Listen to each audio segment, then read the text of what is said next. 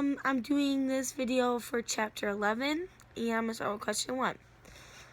The 6 principles of the interpersonal conflict are, number 1, conflict is inevitable, and you can avoid it. So many people are like, oh, I can't avoid it, but you can. You can avoid conflict.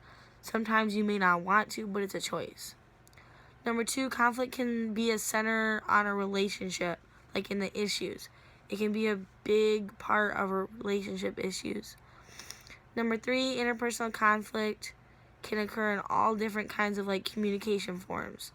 Conflict can be within anything. Doesn't have to just be between me talking to somebody.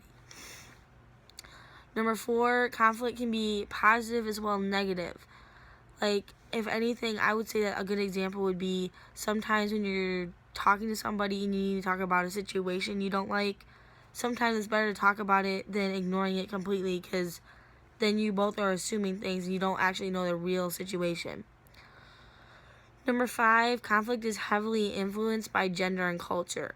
I feel women are going to deal with conflict more than the men, because most men, I would say, don't deal with most drama, and girls like to argue quite a lot. Not to be assuming, but it's mostly based that way.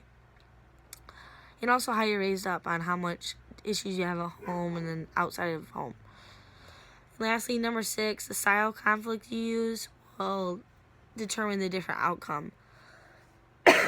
So it depends on different.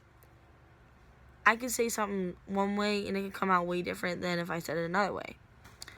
Number 2, in the conflict management stages, the first stage, you need to be able to define your conflict and know what your problem is. You need to be able to know what it is, because if you don't understand what your conflict is, then you can't fix it. After that, you need to examine the conflict and then see the different options within your conflicts and see what you can do to solve the problem. Then you're going to test it, and when you test it, you're going to determine whether you're going to, evaluating after that. You test it and you evaluate your results, and you're going to figure out whether you rejected it or you accepted your outcome. Some people, they go through a whole stage, and when it comes down to it, they can't accept the fact of what the outcome is of their conflict in solving it. And lastly, I said for number 3, I said it wouldn't be ethical for Jim to say that he had to work late, because to avoid conflict, he's not being loyal to his partner.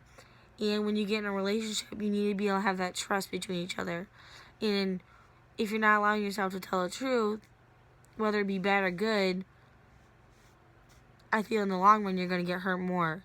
If Jim told his partner now, he could face the consequences, but it would be better than his partner finding out in a couple weeks that he lied to her, and she doesn't even want to deal with it because he wasn't willing to face it at the time. He would rather potentially either way, he could potentially lose her, but I feel in the second way, by not telling her, he's cutting all chances. But those are the 3 questions, and I really enjoyed the class.